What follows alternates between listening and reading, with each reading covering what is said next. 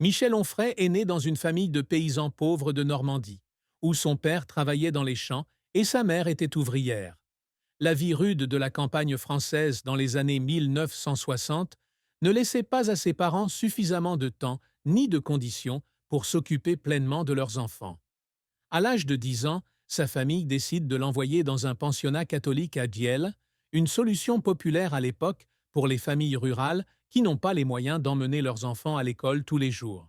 Mais pour Michel, ce n'était pas une occasion d'apprentissage, mais une séparation douloureuse de sa maison familiale, un endroit où il se sentait abandonné et où il endurait les règles dures des prêtres.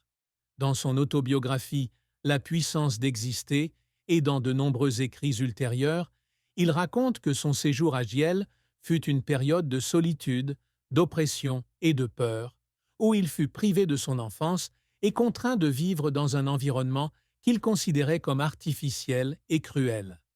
Les souvenirs de Giel n'étaient pas seulement une tristesse personnelle, mais devinrent aussi une blessure profonde, affectant toute sa pensée philosophique. Il a écrit un jour que ces jours-là lui avaient laissé une perte de foi dans toute forme d'autorité, en particulier dans la religion. J'ai vu clairement l'hypocrisie de prêcher l'amour et la compassion alors qu'ils étaient accompagnés de fouets et de punitions, a-t-il partagé dans une interview à Libération. Cette tristesse n'était pas seulement une perte émotionnelle, mais aussi un sentiment de trahison de la part des personnes mêmes qui auraient dû le protéger, sa famille et son Église. Même s'il retourne plus tard chez ses parents et continue sa vie, l'obscurité de Giel reste omniprésente, un rappel de la fragilité humaine face aux systèmes oppressifs. Cette tristesse devint encore plus évidente lorsqu'il pensa qu'il ne pouvait pas changer le passé, ni guérir les blessures qu'il avait laissées derrière lui. Alors qu'il s'est construit une brillante carrière et une vie de liberté fidèle à sa philosophie, Michel Onfray a admis que ces années à l'orphelinat lui ont enlevé une part de son innocence qu'il n'a jamais retrouvée. « Je ne pleure plus le passé », a-t-il déclaré un jour lors d'une conférence à l'université de Caen, « mais je sais qu'il est toujours là, comme une ombre que je ne peux dissiper. » Sa plus grande tristesse n'était donc pas seulement un événement, mais un état d'être, une cicatrice mentale qu'il portait avec lui toute sa vie. La carrière de Michel Onfray est une longue histoire de talent, de controverses et d'efforts incessants pour être à la hauteur de ses idéaux. Après avoir quitté Giel, il poursuit ses études et obtient un doctorat en philosophie à l'université de Caen. De 1983 à 2002, il enseigne la philosophie dans un lycée technique de Caen, où il transmet à ses élèves les idées de Nietzsche, d'Épicure et des philosophes matérialistes français. C'est à cette époque qu'il commence à façonner son style philosophique, un mélange d'hédonisme, d'athéisme et d'individualisme anarchiste. Mais il s'est vite rendu compte que le système éducatif traditionnel ne correspondait pas à sa vision et, en 2002, il a démissionné pour fonder l'Université populaire de Caen, une institution gratuite et indépendante de l'État où lui et ses collègues ont enseigné la philosophie à tous ceux qui voulaient apprendre.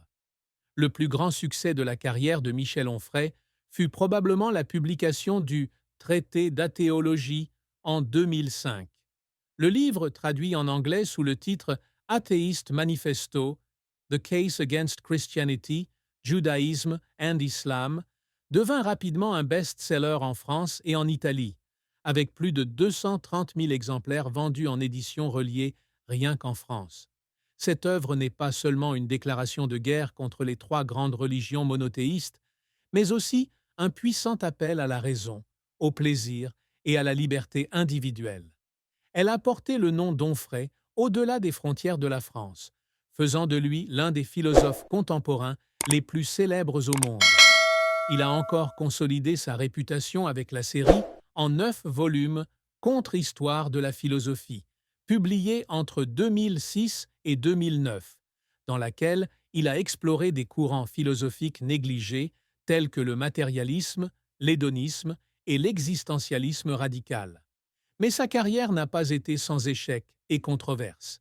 L'un de ses plus grands échecs fut lorsqu'il tenta de faire de l'université de Caen un modèle national d'éducation alternative. Bien que l'idée se soit répandue dans plusieurs villes comme Lyon, Narbonne et Le Mans, elle n'a pas reçu un large soutien du monde universitaire ou du gouvernement, en grande partie à cause de sa position anti-étatiste. Il a été critiqué comme étant populiste ou pseudo-universitaire par les philosophes traditionnels en France, qui disent qu'il simplifie la philosophie Po